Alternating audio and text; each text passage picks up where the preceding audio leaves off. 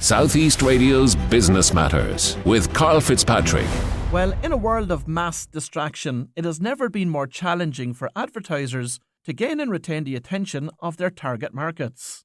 This, coupled with the emergence of live social shopping and channels like TikTok coming to the fore, there is certainly a need for businesses to action creative, brand-building campaigns. Our final guest this morning, Ryan Chute from The Wizard of Ads, joins us to tell us about the key to creating a brand. But Ryan, before we discuss advertising in today's competitive business landscape, I'd like to hear about how you being fired from a furniture store changed your perspective on leadership and company culture. Thank you. Good morning. I appreciate being here. You know, that really was a TSN turning point for me. That's in Canada, what that means is that's the time when the hockey game turns around and the other team starts to win. So ultimately what I'm dealing with back in those days was this crisis of identity. I was really struggling with the leadership side of things, and it was because I was absolutely crushing it at that furniture store in sales and in success. We had never been more profitable. We had never been larger increases in business than when I was there. We had just gotten national accolades by the president of the overarching franchise division company of the whole company. And I'm thinking, we're kicking butt and taking names here, but what I wasn't doing was being a good boss, and I really struggled with it. I had created an environment where it was toxic, and it was weaponized fear, shame, and guilt, and it was all of the things that I thought were right because that's what I was mirroring and mimicking from previous bosses, from examples that I had in my limited experience, and not understanding that the importance of people. And that took me on a path, you know, for the next 20 years of how to be a better boss and how to explore leadership from not only the attributes and traits and nice words that go along with leadership, but also the actions and behaviors that it takes to deliver for people. So how would you describe your leadership style today? My goal is to always be looking for the opportunity to remove friction from the environment. I'm taking the litmus test of figuring out what is causing friction and how I can remove that. Now, I like to define that as two simple but very juxtaposed words: gentle, savage. I am absolutely an ambitious person. I have huge aspirations. I have the wherewithal to get it done. But I also want to do it in a kind and gentle, empathetic kind of way. I want to leverage empathy and compassion and kindness wherever I can, and keep myself in check, because that's really where it begins. So what is the Wizard of Ads, and what services does it provide to its clients? Wizard of Ads' core service is pretty straightforward. It's three things. It's the strategy, the creative writing, and the mass media negotiations. So we're blessed to have significant relationships across a good part of North America and the Commonwealth countries that we spend time in, and we're able to negotiate media at a very specific rate, usually a significant savings to the client.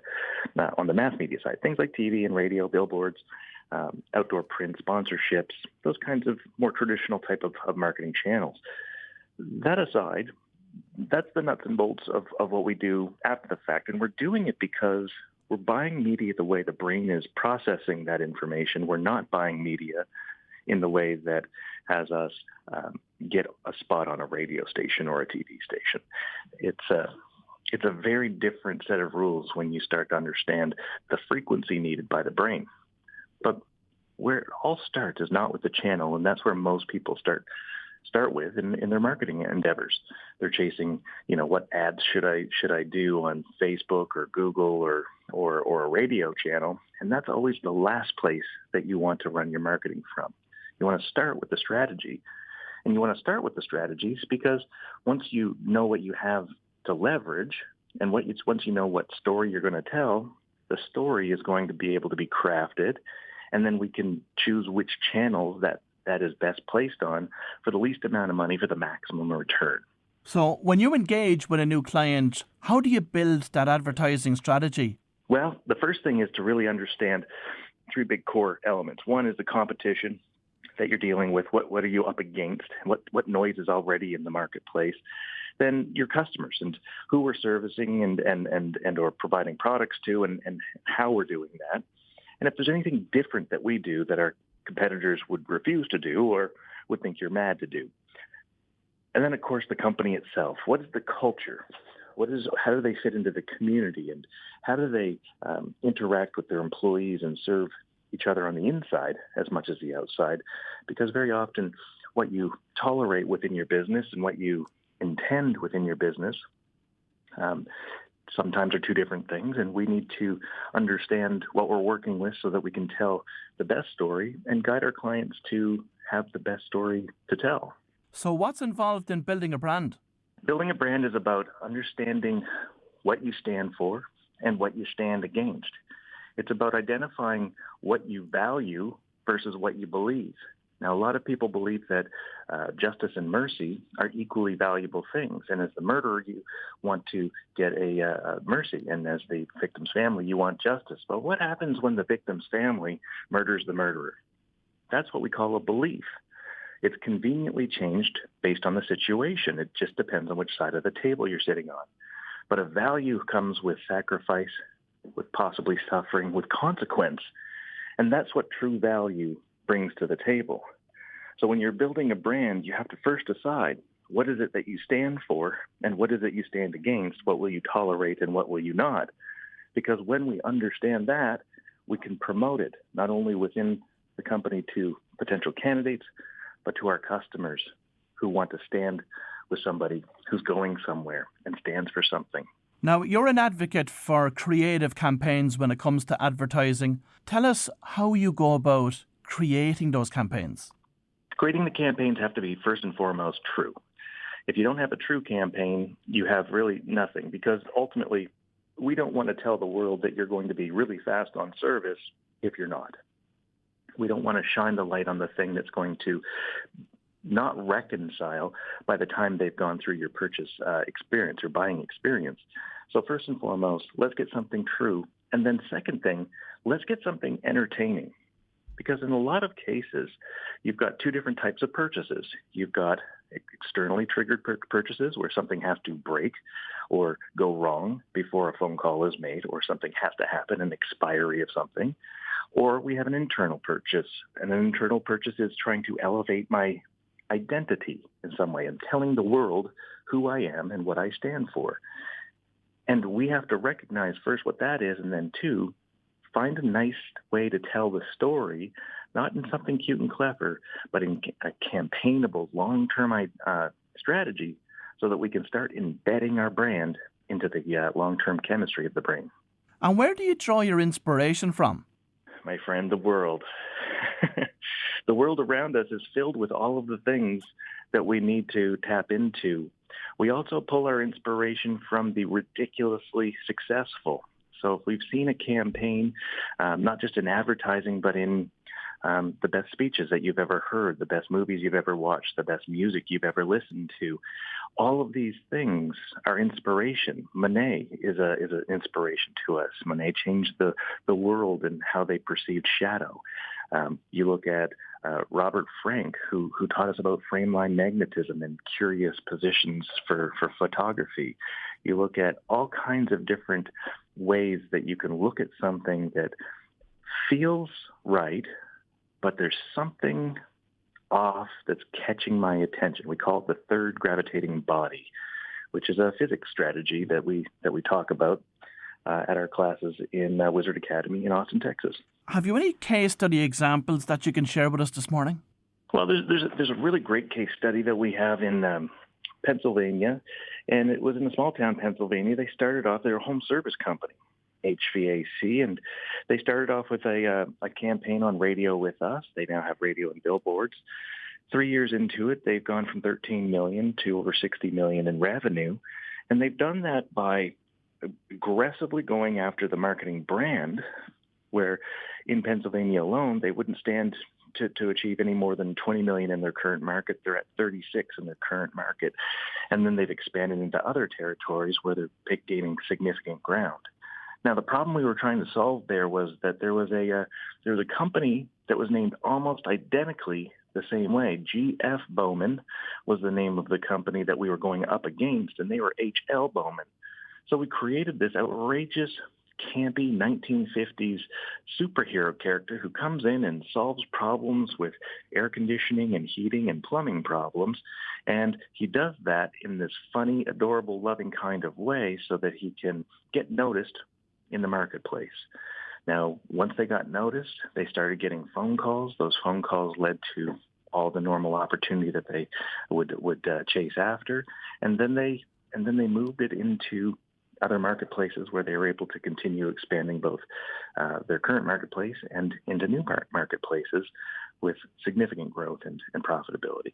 So I take it you're a fan of mascots? Mascots is one of the many devices that we use. We also use foils, which are like an anti-mascot. We use banter and a lot of back and forth comedic signals. We also use endearment, and we sometimes even make people angry at us. And it's all because we need to elicit an emotion to get the customer to feel something about us if we hope to ever be remembered when it comes time for them to want the thing that they want to buy from us. Have you been watching the car manufacturer Jaguar in recent months? The approach that they've taken to rebranding the car manufacturer and also the prototypes that they're putting out. And I'm interested to get your thoughts on that. Well, you know, everyone's going to have a tug or pull one direction or the other, and ultimately it's an experiment in a lot of ways. We don't know what's going to happen. It's a great campaign if it does the thing that it's supposed to do, which we won't know until sales start coming in. The fact that they repositioned the name, they adjusted the logo of the Jaguar to a different shaped Jaguar and removed the old classic Jaguar face, are all reasonable things to do. It is definitely going after a different demographic than the demographic that is currently dying off, who is owning it. And they're definitely going after that next Generation X, last edges of baby boomer, and trying to step into more of the Gen Y category where they're chasing up a younger, fresher, newer vibe. Frankly, from what I can perceive and what I have looked at so far, I think that they made a bold and aggressive move that stands a good chance of being successful. And how do you think that AI will impact advertising over the coming years?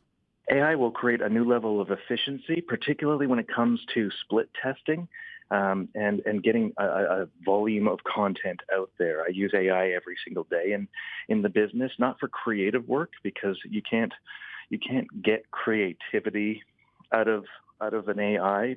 You can get something that resembles something creative or quirky, but it's very often schmaltzy. It's going to have this feeling of, I've seen this before, you're telling me an old joke, maybe in a slightly new way, but it's familiar enough to not really get the lift that I'm looking for. When it comes to testing one word to the other, one color versus the other, one aesthetic versus the other, on socials, on Google, on all of these different platforms, on affecting the website and what landing pages one might land on to get the best conversions, to instigate the structure of a blog or an article. All of these things are absolutely critical elements that are going to expedite. A key marketing trend for 2025 looks to be live social shopping. Talk to us about that. Yeah, from a product-based standpoint, I agree that live social selling is a great platform. I think that any platform is a great platform when the strategy is right. And I think that any platform with no strategy or a bad strategy or a hope strategy is a bit of a waste of time. So finding experts in those fields to understand what it is that you're trying to do and being willing to experiment are absolutely valuable components to this and a part of your marketing budget.